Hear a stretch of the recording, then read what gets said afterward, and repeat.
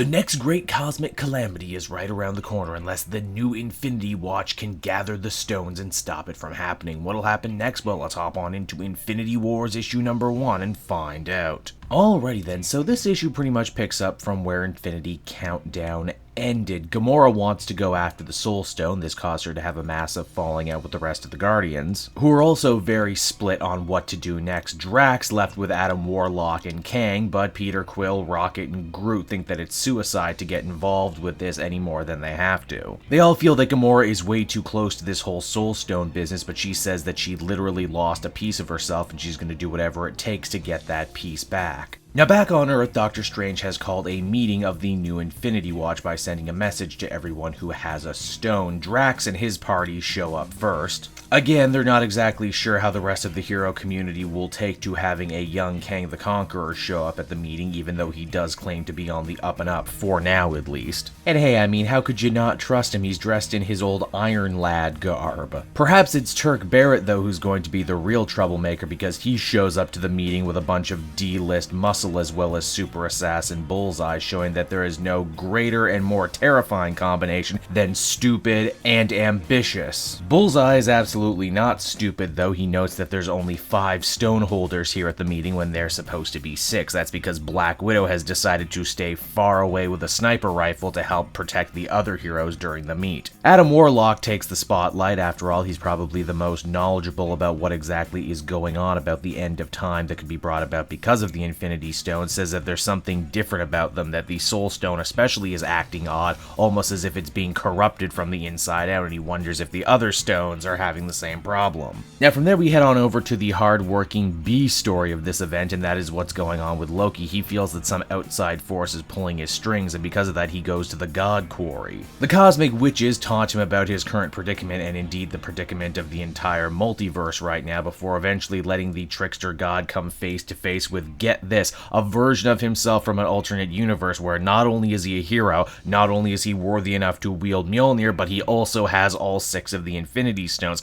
Too bad this is a different dimension, and so none of them work here. You think a guy like that would be absolutely unstoppable, right? But alternate Loki ends up getting torn to shreds by something called a Soul Eater. Oh geez, did they work my ex into this story? Now back on Earth, Strange says that having all these stones together in one place will almost certainly attract Thanos, but he figures if they can all use the stones to defeat the Mad Titan, then maybe they'll be able to get ahead of this next big crisis. And hey, speaking of combining stone powers, by combining the power of Strange's Time Stone and Captain Marvel's Reality Stone, they're able to pierce the veil of the universe and see where Thanos is. Which, if you read the Prime issue, you'll know that he was dead at the hands of the mysterious masked Requiem. This causes the entire Infinity Watch meeting to break down. Turk, figuring that he could use his newfound psychic powers to get some new stones for himself. This goes very badly as a giant fight breaks out between all the parties. But wait, that's not enough, there's more. Requiem shows up now to try and get the rest of the stones, assumedly. Why, she even uses the Power Stone to enhance her sword, making it so strong it can cut through pretty much anything. A few knocks to the face later from Rocket and Groot, and Requiem's identity is ultimately revealed. It turns out that she is Gamora. Yep, the theory was right.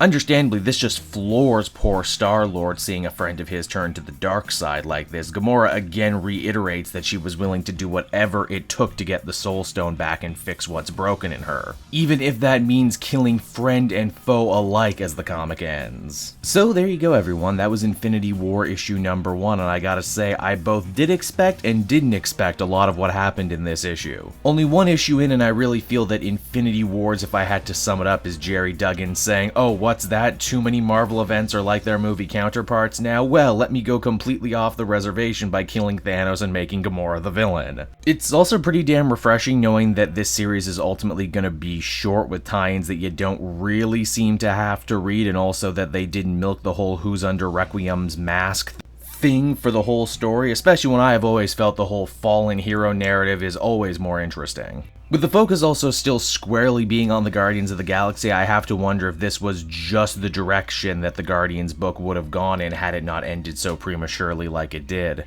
Ultimately, I did enjoy it. I felt it did feel like an old-timey Marvel cosmic tale. I'm definitely excited to see where it goes from here, which is why I give it an 8 out of 10.